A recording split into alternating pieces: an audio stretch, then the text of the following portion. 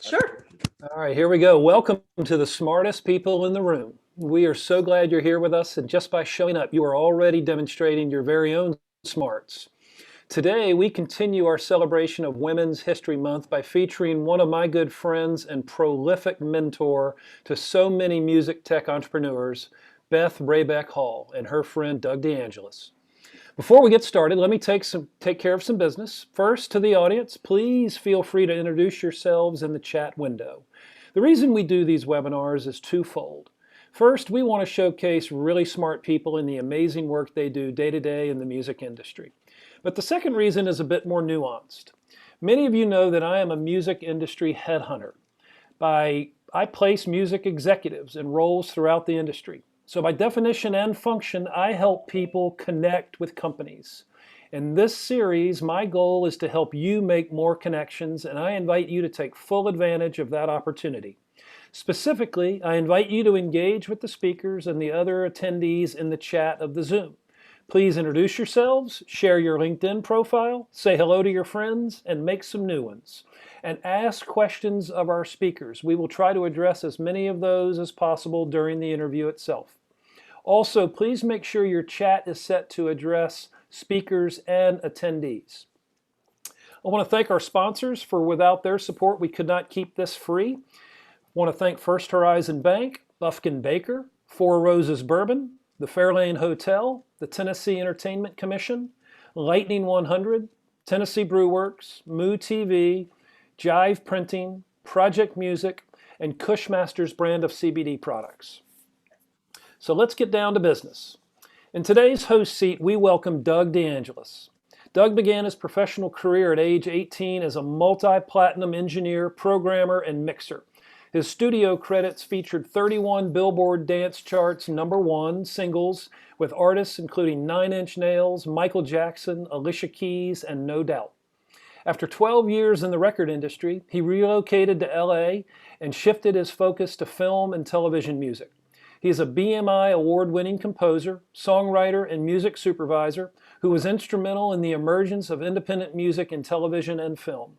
He's had thousands of music placements in all mediums, and his work was a cornerstone of the industry practice now referred to as sync. He teaches music to picture at the Blair School of Music at Vanderbilt.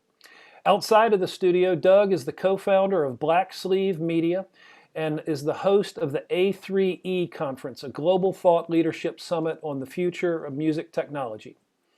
Welcome, Doug. Great to have you here, man. Oh, it's my pleasure. And it's so nice to see some old friends popping in. I'm loving it. Right on. Yeah, we have the whole crew here today. I'm so excited. Thank you, Corey, Jeremy, Whitney, everybody that's taken time out of their day. Hang on, guys. We're gonna tell some stories maybe you haven't heard. And joining today, Doug, as today's special guest, is Beth Raebeck Hall. A native New Yorker, Beth is known as a spitfire thinker and creative spark plug. A Grammy-nominated songwriter and artist, award-winning writer, and published author, Beth is the founder and owner of Music Row 411, a cutting-edge online digital learning platform and independent publishing company, Crazy Ray Music, which is associated with BMI. In addition, she co-founded Tin Pan South and created the brand. Beth serves as the host-producer of a podcast called Three Chords and the Truth, which explores past, present, and future creators, innovators of the music business. Beth is unique in having served on all sides of the creative equation. Passionate about music and tech, she's one of the most requested mentors and advisors for Project Music at the Nashville Entrepreneur Center. Her razor-sharp insight and ability to help young companies move forward is well known.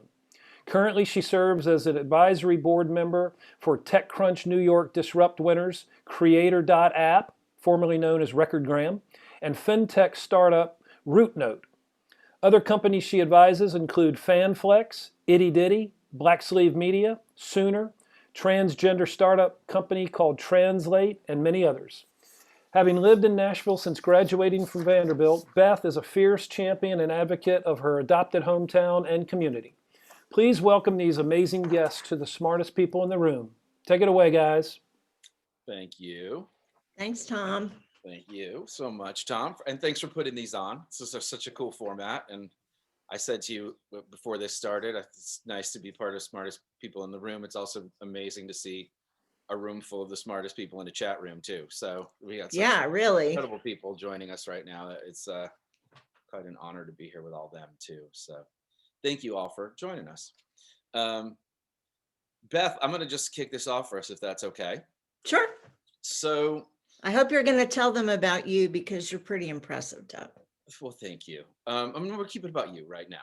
Let's stick with Beth Raybeck Hall for this hour.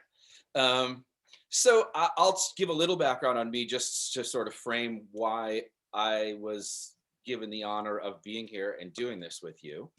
I started out as a musician and really more on the production side. Definitely, I was not, heavily involved in studio work growing up, and then moved into film and television and all of that, and really blossomed more musically later on in my life. When I got to Nashville, I really jumped into the world of entrepreneurship heavily.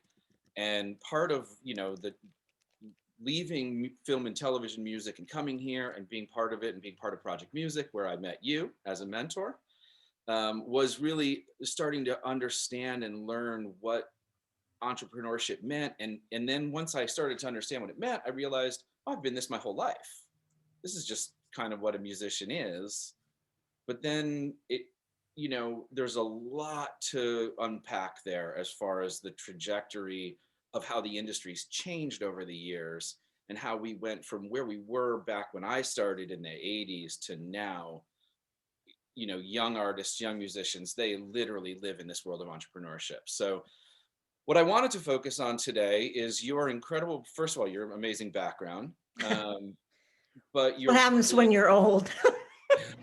But you have brilliant eyes and spirit as a mentor. And so it's just been made so valuable to me in my life in the last few years since I met you. And so I really want to try to start kind of from the beginning and unpack what all that is and where it comes from. And hopefully by the end of this hour, get to the understanding of how can we all get mentored? How can we become those little diamonds in the rough that someone like Beth Raybeck Hall sees and says, you're special. I want to help lift you up and take you with me.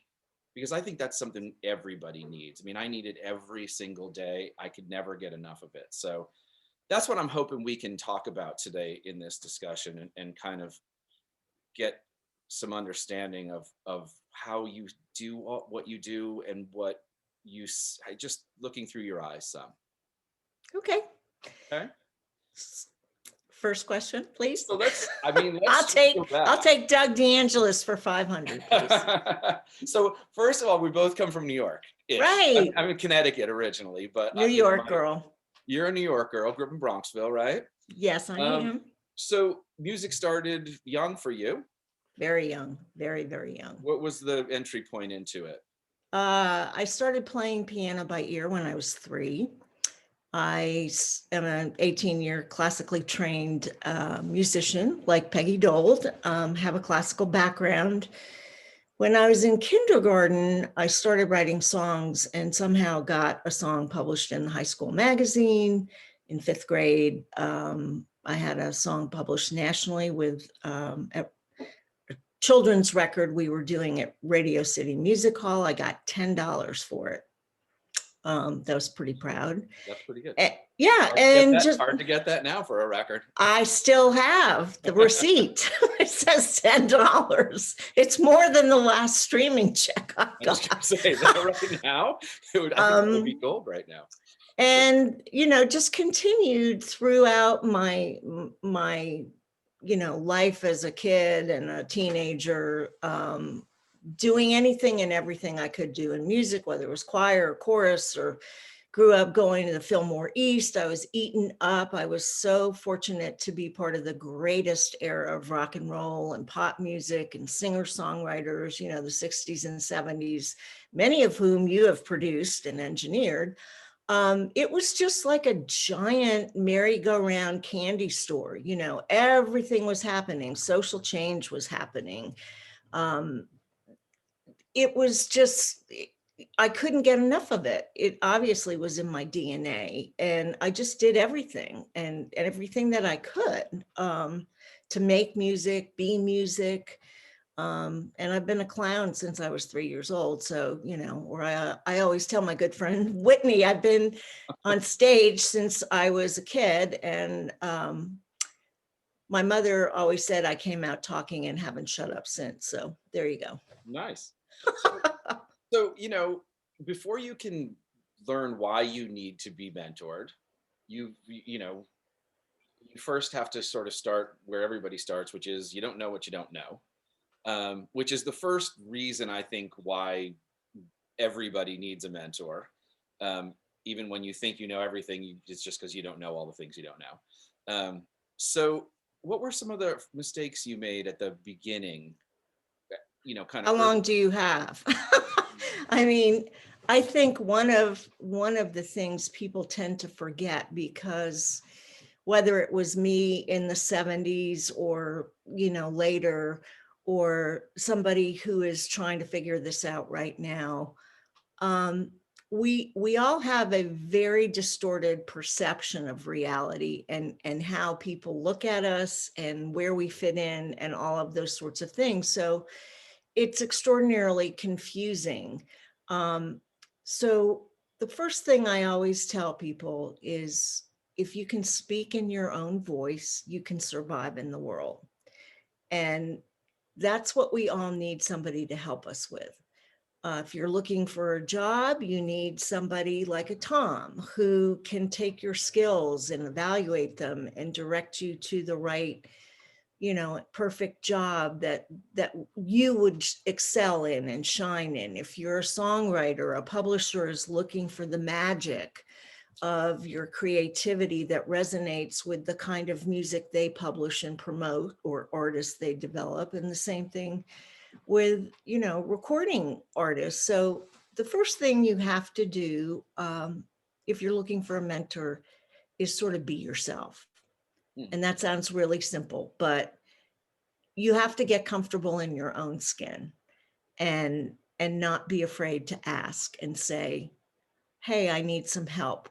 Can someone help me? And I've found throughout my life that that's the scariest thing any of us deal with on any daily basis. The state of the business is just exacerbated that so much, because I think, in the old way this used to work, creative people had to be creative, business people had to be business. There was creative business people that worked in marketing, but everybody had sort of their skill. So it was kind of easier then to be really confident in what you were good at.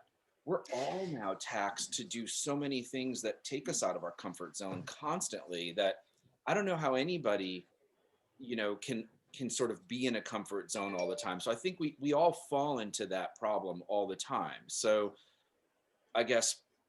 Well, with our company, with Music Grow 411, the way we help people is applicable to anything you want to do, whether it's if you want to be the head of a record label, if you want to have a management company, if you want to be an entrepreneur. First of all, you are an entrepreneur, because in today's world, everybody is a brand.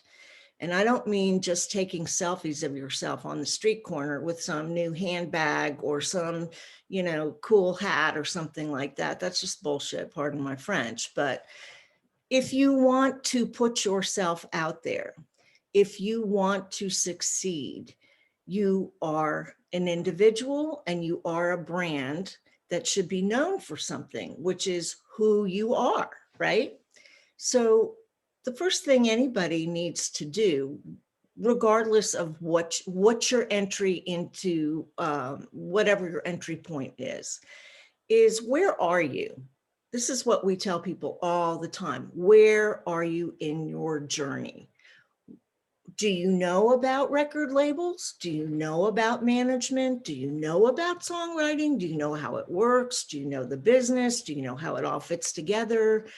You know, do you think because you watch The Voice 17 times that you're just going to go out and audition and be on the show, or, you know, send a tape off and somebody's going to discover you? That world doesn't exist anymore. So you have to get very, very clear with step one. And step one is different for every single person. You know, step one is, I really love writing songs and I think I want to do this. Okay, well, what do you know about that, right? I want to be a sound engineer. Okay, how does all that work? Who's great in that? You know, what do I need to know about it? It's just like the giant discovery process, right? You know, exploring the world. And Well, then you have to figure out, what do you want? What are your expectations? And where do you want to go with that? and that's sort of where the entrepreneurship part starts. I mean, I kind of break it into two parts. I think that, you know, for artists, for creative people, the creativity part is kind of, what's my idea? You know, if you're a musician, it's, what kind of music do I make? What are my musical ideas? And then I think, you know, the second part to that is the natural part of, like, how do I convey them? If I'm a vocalist, how do I convey that? Keyboard player, how do I do that? Film composer, whatever it is. I think where it starts to shift gears and get into the world of entrepreneurship is when you start to think about all of the components of the business that, you know, typically in the days of everybody being a curated artist, we're all done for you: producer, A&R person, marketing department, mastering engineer, you know, everything, publicists, booking agencies, tour management, all of these things that were, you know, support systems around you. So I think in the world now, the entrepreneurship kind of starts with, when you hit that, once you step past that point of creativity, and you have to say to yourself, is there an audience that would want to hear me? Then, you know, how do I make my musical ideas have value to that audience? Now you're into entrepreneurship. How do I create value? What is value? I mean, what is value? Is it somebody's time? Do I want their time? Do I want their attention? Do I want their Friday night? Do I want their money? So You know, then you have to be like Alice and go down, you know, you have to go down the rabbit holes. And you let's have to, start with that rabbit hole. Let's go rabbit hole by rabbit hole, and we'll go from there. So there's rabbit hole one. okay, so rabbit hole one, you want to be a songwriter or you want to be a singer. Um, why? Is it, you know, what is your primary motivation? I always tell, whether it's students that I've had or advisees or other people I work with, if you can live without music or whatever it is you're doing, if you can live with that and just sort of put it on the shelf and walk away, then you need to get the hell out, because that is not your passion. And that is going to resonate through whatever you do. If you don't love finance and you don't want to commit to knowing everything there is today about what's going on and, you know, new mechanisms, then you're not going to succeed. If you're a real estate agent, you have to know all the ramifications, you know, what affects real estate investing, taxes, land cost, all of those things. So if you want to be a singer or you want to be a songwriter, what sound moves you? What resonates in that heart and that soul of you? What has to come out? And what does that sound like? Does it sound like Aloe Black? Does it sound like Casey Musgraves? Or, you know, where do you kind of, in your mind, you don't have to be perfect, but where do you think? Where are you kind of touchy-feely about all that stuff? And when you figure that out, then you look at those people and say, okay, I need to know how they got there and what did they do and how many people like them are out there. And it's a big research game is what it is. But in that process, Right. you start to find the kernels or the breadcrumbs that you resonate with. Like, I didn't know that. I can do that. Or, this is something that really interests me. I didn't know they were interested in animal rights. So I think I'm going to write a song about protecting dogs. You know, I'm just throwing things out there, but you have to find not only your tribe, but you have to find your niche and where your exact entry point is and how your idea fits with that. If I want to be an R&B singer, I don't need to be in the Americana conference unless I'm more on the root spectrum of it. It's so nuanced today. Everything is nuanced. Mhm. And so if you're going down the rabbit hole of discovery, you really have to figure out what makes your heart go fast, you know? Yeah, I'm watching the chat as you're talking, and there's some interesting things popping up of, you know, And I'm trying to be like succinct and not no, saying no, no, things. I'm it's not fine. reading it. But like, you know, find your tribe, and sort of Christina saying reverse engineering, and that's what you're talking about. It's kind of looking at artists. But I mean, whether you're running a business or whether you're, you know, launching a music project, it's the same thing. You've got to first identify, is there an audience? And then who is that audience? And then will they pay for something? right. And they don't necessarily have to pay for it in money. They can pay for Right. it in love. They can pay for it in Or attention. time. Time is valuable in this game. Time can equal sponsorship. Time can equal other things. So if you can get people to spend their time with you, engagement time, that has value on its own.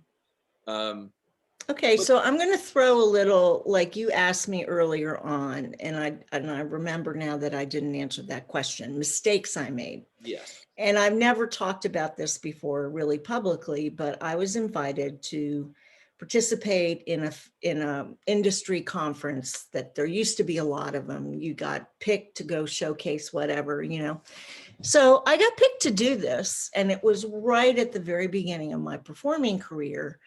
And I went to Memphis to do it, and there was a lot of buzz about me because I'm a good promoter and I know a lot of people. But guess what?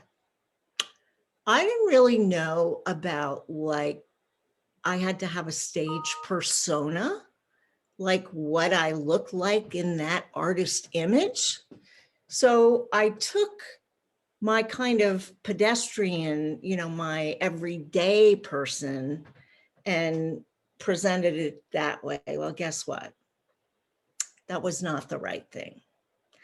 And that sounds like a little thing, but when you're at a music conference and you kind of don't know, and you don't know that you don't know, which is what you were asking before.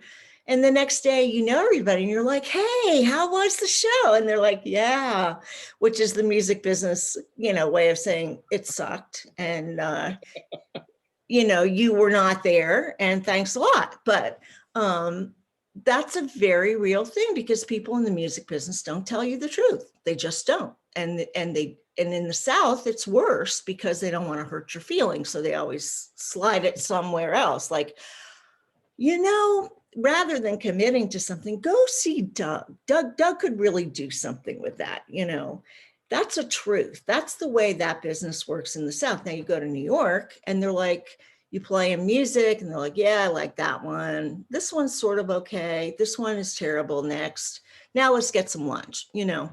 So that's really hard stuff when you really are bumbling along and don't know who you are.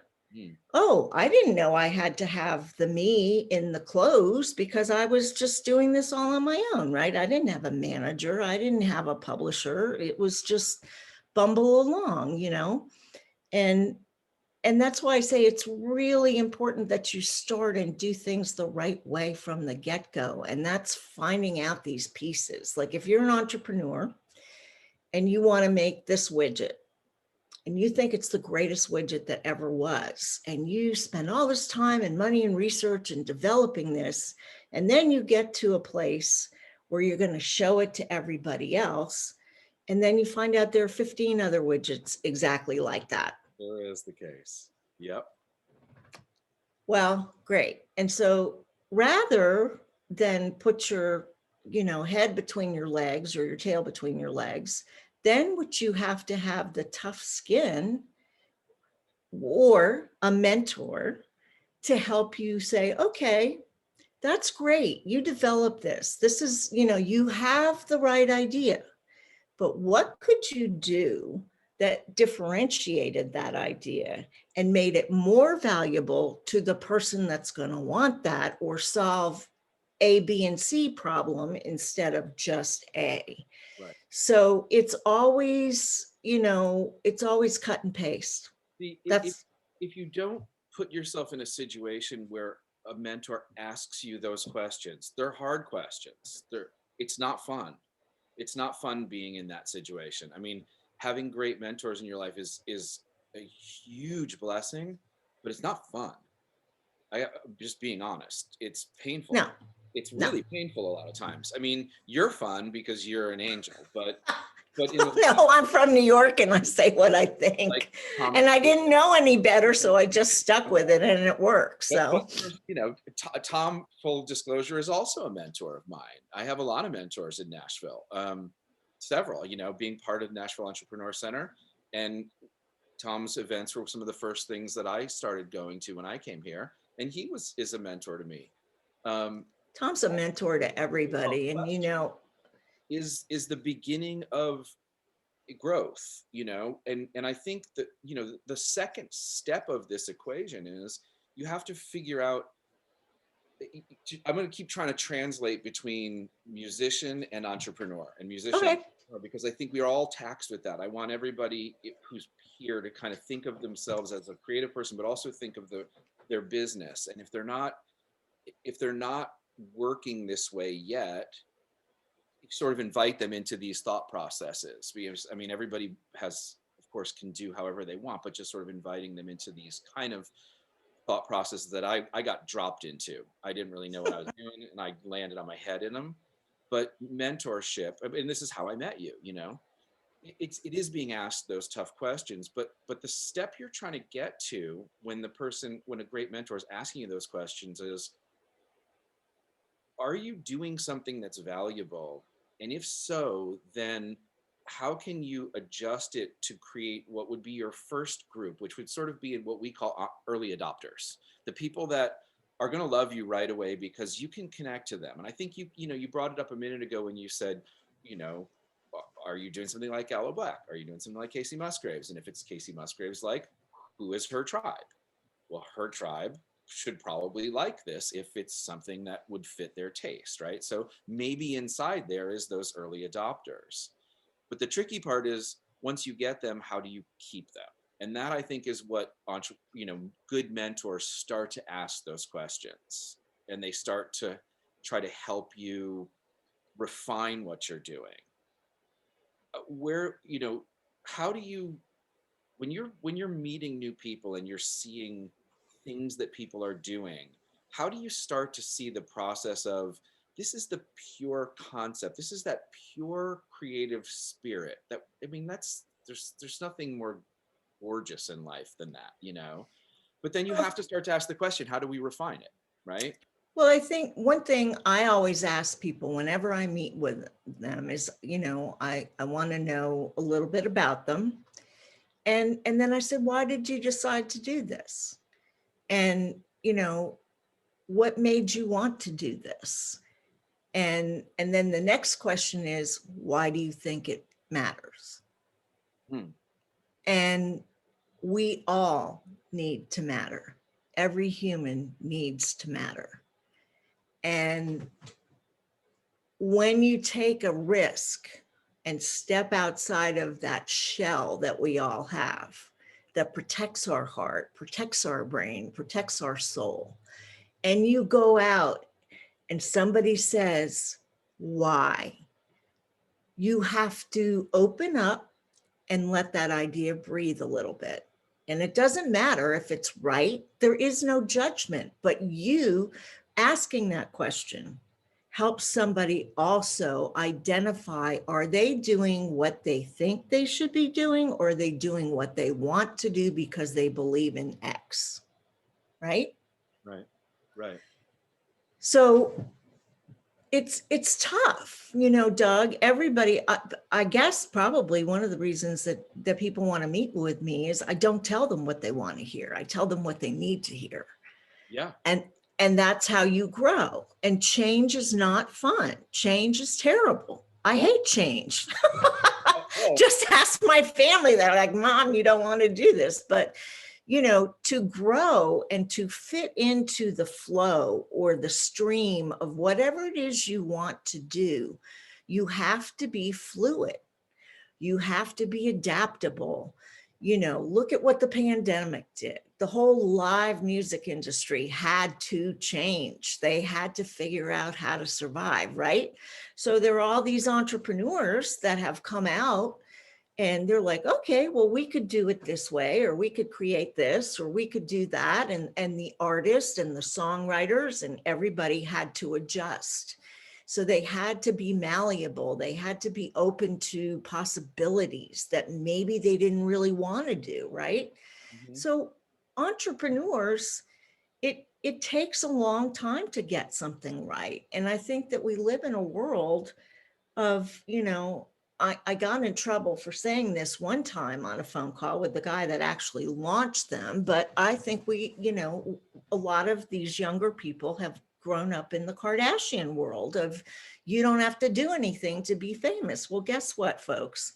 Anything worth doing, anything you want to be, it takes a lot of hard work. Mhm.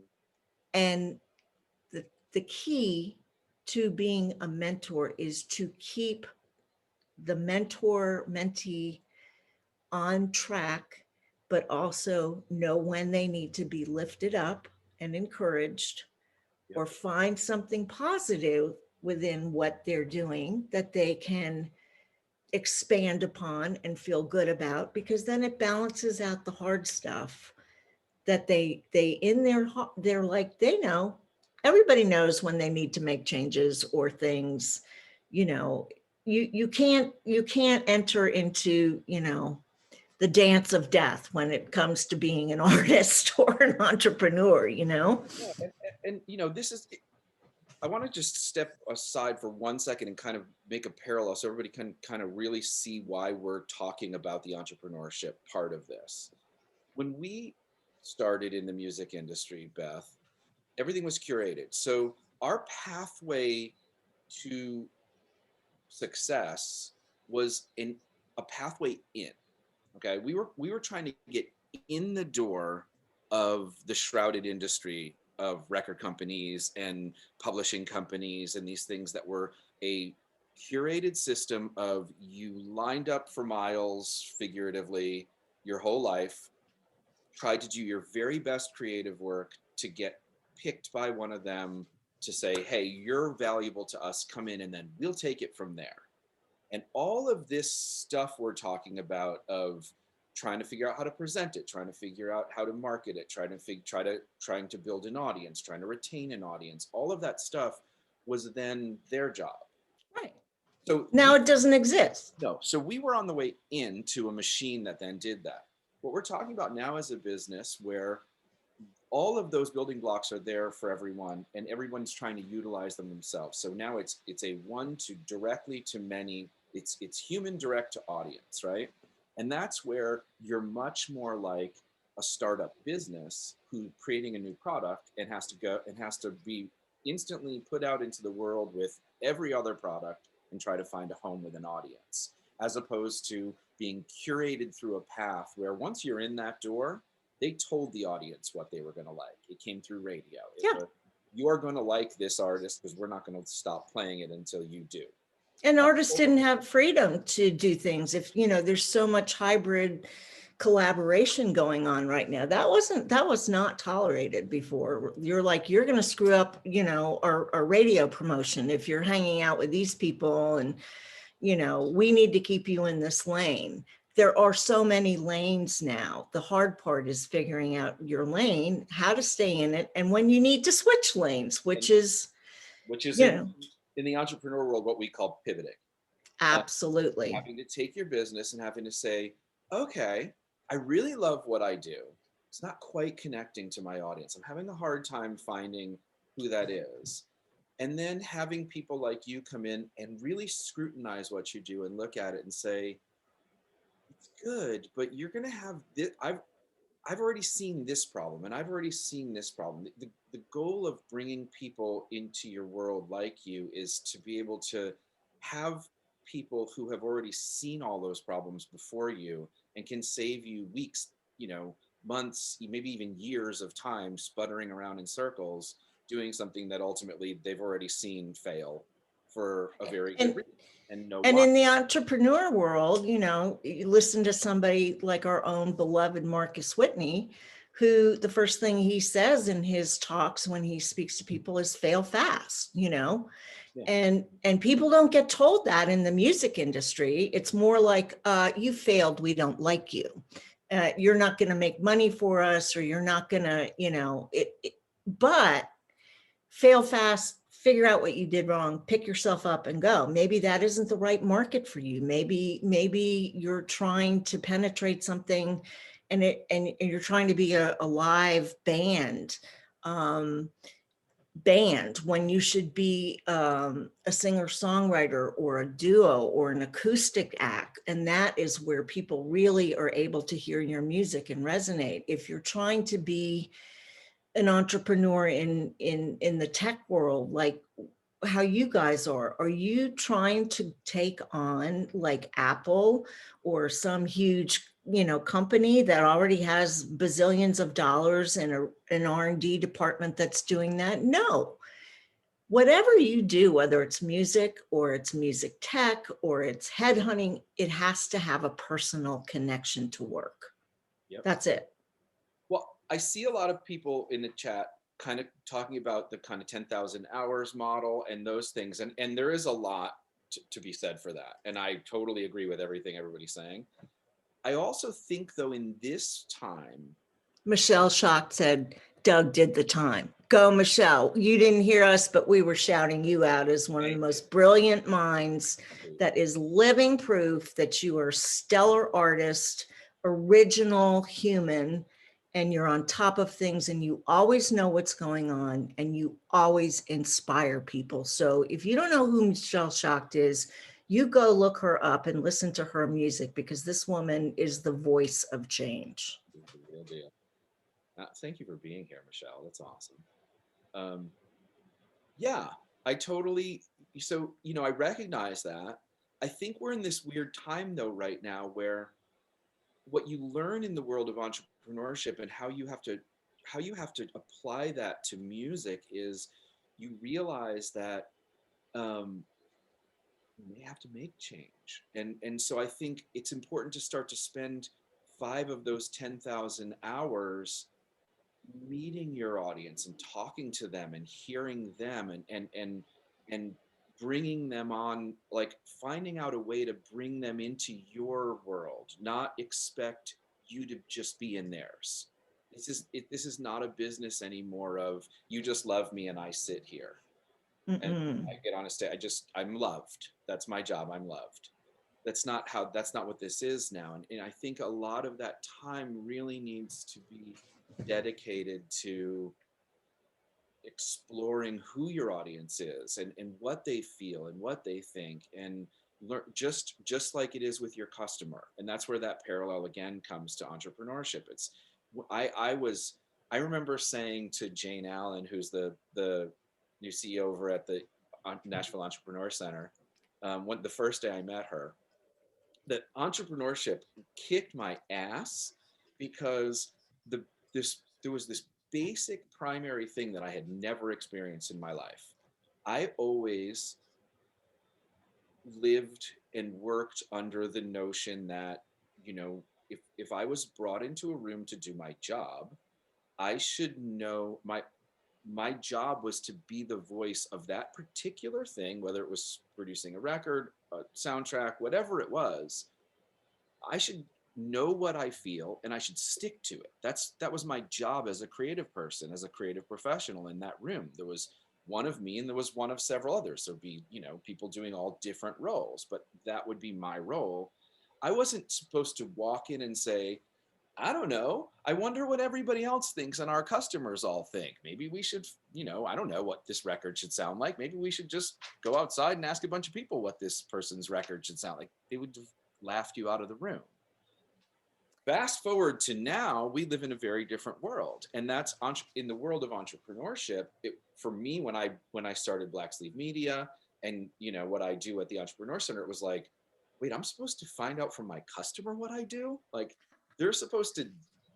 But you did a brilliant job, and I Yeah. think it would be of great interest to our folks out there, Doug, to talk about. Doug has this amazing company, and as if it isn't enough that the guy has had 4,000 sync placements and is like literally one of the godfathers of sync, and then took all of his knowledge as a music producer and engineer, working with Daft Punk, with Nine Inch Nails, with 9,000 people. I mean, if you had 3 hours, I could tell you all the people he's worked with. It should be in the Rock and Roll Hall of Fame. But Doug then took his love of all this and created this magnificent initiative called A3E, which is an education initiative that is a whole series of innovation, of thought leaders, of new products, and all of these things, which is a giant umbrella of mentorship at the country's largest music convention, NAMM, which is where all the instruments and all the groovy new pedals and microphones, and it started for music educators. But Doug, taking his stuff, all this knowledge, all this hands-on 10,000 hours, all of this brilliance, and then said, I'm going to give back because these younger people need to know. So he rallied the troops of his world of music production and film and television and created this initiative. Now he has Black Sleeve Media, and he's come up with a product that he didn't know was going to end up what it is today, and has connected this product to the #1 show on Netflix, Cheer. And Doug, I gotta just say, you gotta tell them how, just a quick thing of how that changed from your initial vision to how it came about being an AI app that is white labeled for businesses. It is. I mean, it was a journey. We started it in one zone, and this is all the mentors asking those questions, and trying to keep kind of knocking you on the head and saying that's not quite going to work.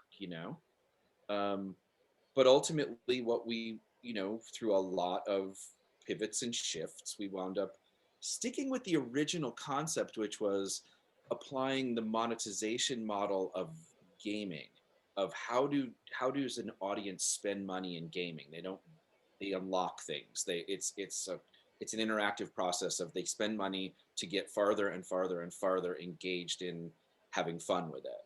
So we took that and we applied that to music, and then we apply it to television shows, we apply it to music festivals, sports franchises, whatever. We can do it across any type of thing, where we create this sort of mobile companion platform where fans at home have a full mobile experience of whatever their fanism is that they're loving, but it's a gamified world where they can, whether it be a piece of music or in the world of cheer, creating crazy cheer routines and competing against each other. It gamifies everything for them. And then they spend money doing that. And our goal in the music world is to be able to apply all that gamification to music, to artists. We've built a remix machine, so you can remix the music, you can choreograph stage shows, you can play themed games, you can follow tours, you can do all these things, and you ultimately connect with the artist and you win things, and you win meet and greets and VIP passes and stuff. And the idea is that money then comes in and we're able to actually generate real money for artists and real money for publishers. We just aren't selling the physical music, we're selling fun with the music. And So we sell education. It's selling education. So it's a new way of monetizing music is what we're trying to do, because it was very obvious to me when I moved to Nashville that there was never going to be another sale of music. That was just not going to happen. So why is it this one industry can have one title that made $250 billion and we can't seem to get out of our own way? and sell anything. So, you know, the idea was, let's take that model and apply it to music. So first we have to make it interactive. Music's never been interactive, and that's, you know, one of the big failures, I think, of music is, you know, we consume it the exact same way we consumed music in 1975 when I got, you know, I was in middle school or whatever and got the first Queen record. We listened to it on speakers or on a headphones, and we Oh, still, I remember saving up babysitting money yeah. to buy my first Bose speakers. I couldn't wait, you I know? mean, we make it differently, we produce it differently, we distribute it differently, we do a ton of things differently, but we still consume it at the end of the day basically the same way.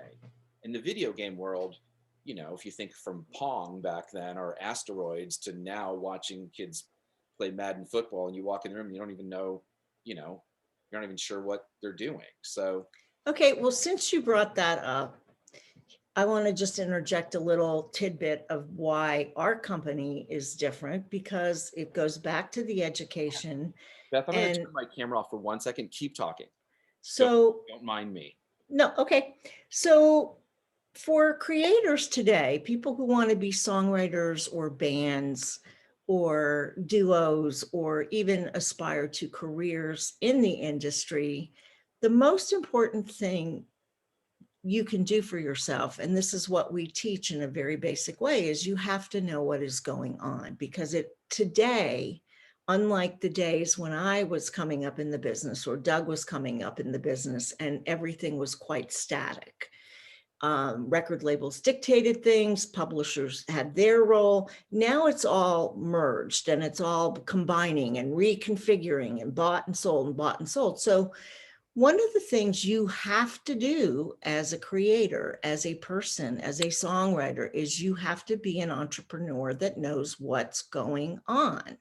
And this is not the information. Last year, the average co-writer was number of co-writers on a record was 6 to 7 people. Now, if you're still thinking back in the old days of Nashville that it was just 2 people showing up in a room, that is not true. If you don't know what top lining is or track writing, or that there's opportunity in gaming, or, you know, all of these different things, that's what being an entrepreneur in 2021 means as a songwriter. You have to do that.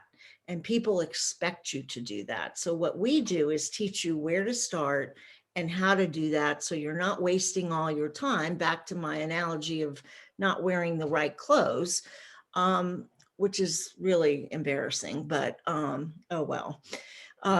You know, you have to, it is not always the most talented, the most beautiful or handsome or grooviest person that gets ahead. It's the person that can take the knowledge that's out there and be a really good marketer, and then take the piece of talent they have and find the right people to surround themselves with to package it all up and get it out there. That's the world we live in now. Mm-hmm. And kids that are making beats or whatever, they're doing the street stuff, right?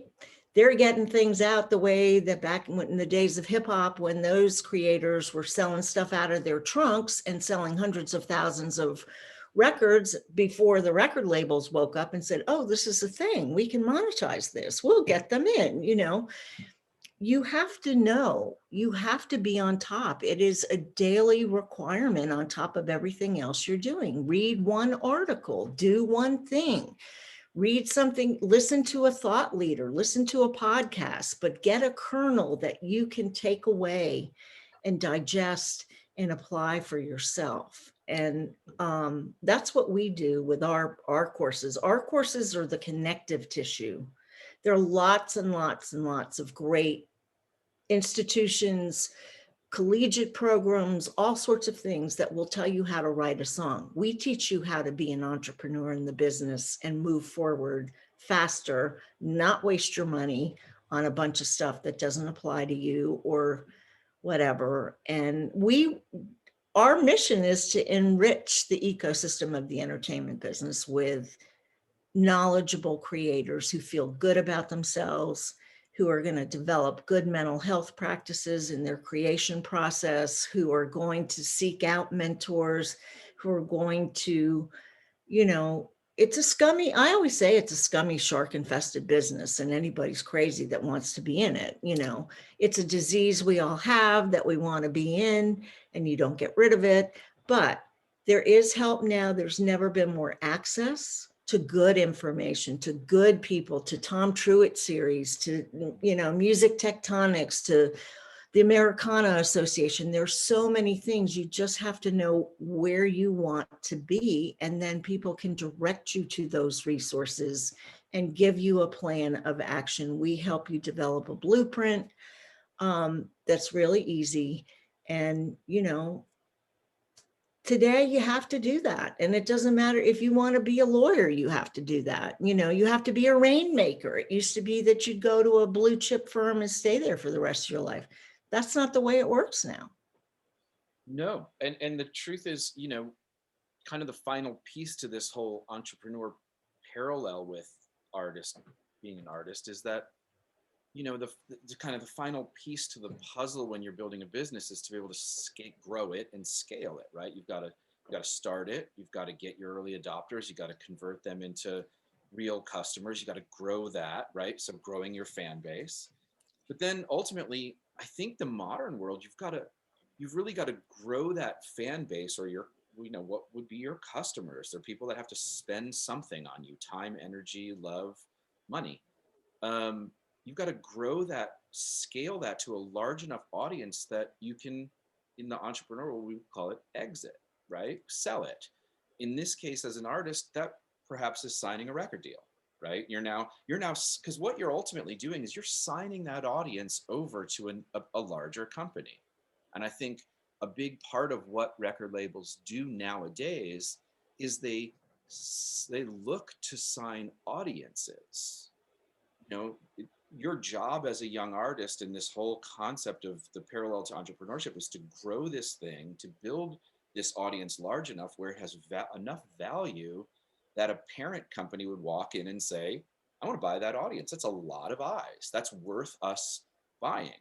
So it's very different than what it used to be, which was, we love this music, let's create an audience for them. It's, wow, look at the audience they've built, let's buy it.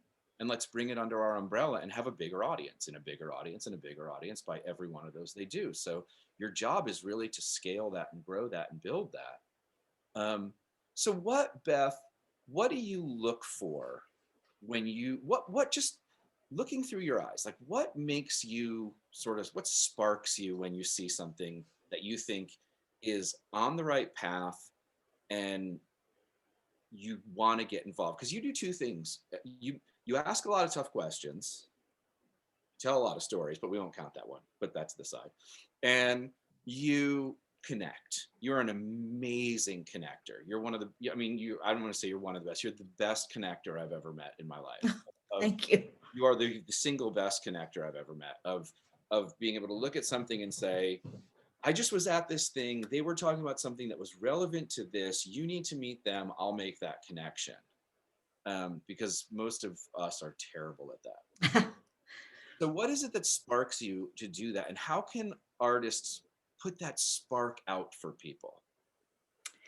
Well, it goes back to what I said earlier, Doug. What sparks me, I do have sort of an intuitive sense. I am a connector. I love people.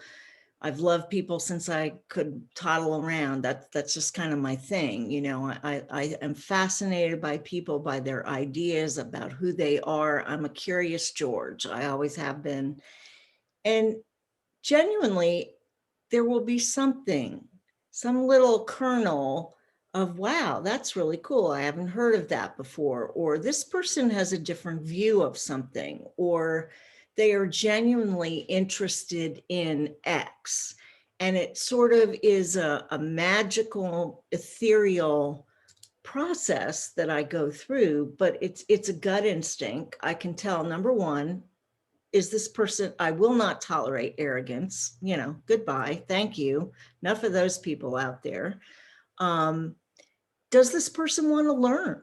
Are they committed to this idea, or Are they doing this because somebody told them it was cool to be an entrepreneur, or, that they needed to invent the next, you're so good at this, go off and do that? No, there's an authenticity, which is becoming a hackneyed phrase now. But when someone is genuine, you can tell they're a little shy.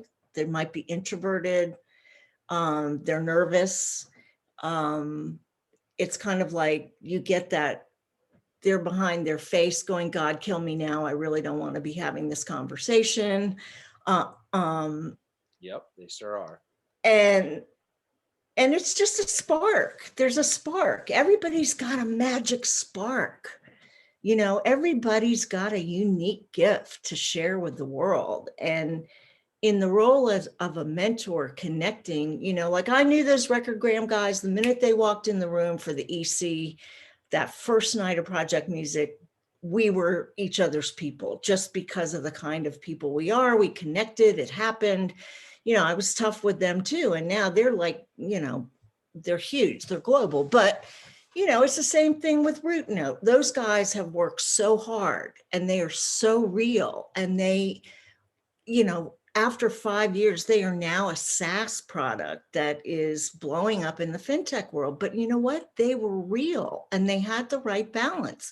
And they went back and they're like, okay, this is not really what people want, but we're hearing a lot of this. So then, as a mentor, you go, okay, well, how are you going to retool that? And what do you need? And then you try to connect people to have the expertise in those areas to help them move to the next stage, right? So, when you meet somebody and you decide you want to work with them, are they going to listen to you? Are they big enough or open enough to listening, to taking advice? Now, you'll find out if they're willing to do that soon enough, but people, you can just tell. It's like, how do people know who has star quality? That person has star quality. And if everybody could have that, then everybody in the world would be some mega star, right? But Bruno Mars has star quality, Mm-hmm. You can't bottle that. So entrepreneurs have star quality too. And most of them are introverted. Most of them are humble and extremely bright, and they just need some help, and they're willing to listen and get it to make their dream come alive. And they're not going to give up. They're pit bulls about that. And I look for the pit bulls. And then I also look for the people that maybe need a little pit bull like Beth to be in the background to help them, because I will go to bat, and I will, I will fight for my people. You sure do. So everybody needs to check out Music Row 411 if they haven't already. This is what you do. This is what the platform is there for. Your background's incredible, and you're giving a place to do it. Well, I wish there had been somebody for me. Even with all of my musical experiences, it wasn't until late in life that I figured out what my true treasures and talents were. And I got to be a Grammy nominee at 48 years old, doing it all myself. And so my message to people is, if I could do it with no money behind me, except my own, I had 3 kids and a husband. I didn't have a label. I didn't have a publicist. If I can do that, so can you. My friend Type T from Memphis, who's a rapper, did it too. I mean, the tools are there. It's an incredibly arduous process. It is incredibly hard work, but you can do it. And if, like I said before, if you can live without it, then go sell insurance or something. But if you are on fire being around other creative people who see the world through an artist's eyes, or want to take your voice and change things or entertain people, music is the connection between people's hearts. Mm-hmm. And it doesn't matter if you're promoting the person that is like playing that unbelievable guitar solo, or writing that, Find Your Arrow song, or whatever it is. it's a big community and everybody can have a place in it. And if you love to create, that's the other thing that makes us different. If you do our courses and you do what we tell you to do, you can be the best songwriter in your hometown, and you don't have to move to Nashville and have your soul sucked out of you and spend your entire life savings and go home a broken, miserable person who's going to turn into an addict or, something because they didn't make it in Nashville. There's room for that. Go be a praise and worship leader and find your own route, or go be the best cover band. Shit, those people make more money than half the people who are making money in the industry. So there's room for everybody. And my saying has always been, there's a lot of real estate to be had between being a nobody and being a superstar. And you just need to find out, where is your destination and where is your journey? And what you think it is may not be your final destination, because just like life, we're always changing. But there's plenty of opportunity. There's a million good people out there that are rooting for you and want to see you succeed. And one size does not fit all, And that's what, in popular culture and media, we're all fed every day. Have this bag, have this sound, use this beat. No, it has to make sense for you and your heart. Well, I'll tell you, there's nothing quite, as enjoyable as giving back when you've been doing this a long time, and you're amazing at it. Oh, thank you. Put my website up in the chat. I teach a course at Vanderbilt now called Music to Picture. Tom mentioned earlier. That's a really, if you want to know sync, this is the guru. In 40 years of taking courses, of attending music conferences and everything, Doug DeAngelis has a way of communicating what sync is, how you do it, why you do it, and how you can do it and move ahead and have success. And it's the most phenomenal thing I've ever heard. And yes, I am opinionated, but I'm telling you the truth, because I've been to a lot of these things. And he is a gift to all of us. And if you want to know anything about sync, or get yourself ready to understand how to get into gaming, because sync and gaming are very much alike, you need to take Doug's course. It's extraordinarily affordable. And he gives you everything he has. He doesn't leave anything, it's all on the table. It's all out of his DNA. And real he's passion. amazing. Yeah. A bunch of the people that have taken it have been on here. So thank you all for coming, you guys. You're amazing. And they have been my most inspired thing in the last year. They just kill me. I watch them write music to picture every week, and it just blows my mind, the things I see now. So I put my website up, but there's links on there. We're starting a new round of the courses actually next week. Monday night, March 8th, starts the beginning of Music to Picture 1, and Thursday night, March 11th, starts the beginning of Music to Picture 2.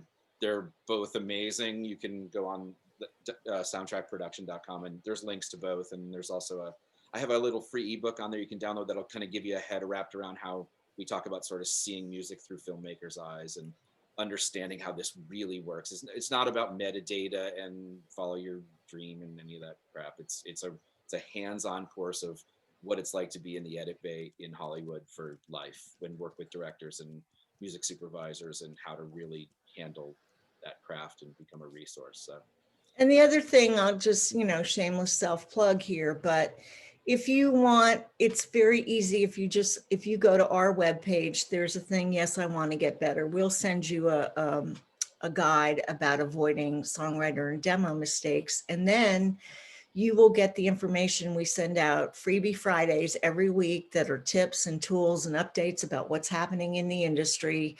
Short little content bites that you don't have time to go find. We have expert series with people like Doug, and there are a number of people on the chat that are the best in the business. Don't believe me, believe them, because they do it every day. They have the credibility and everything. And we have a lot of resources and tools, and we just want to see you get better. That's really what we want.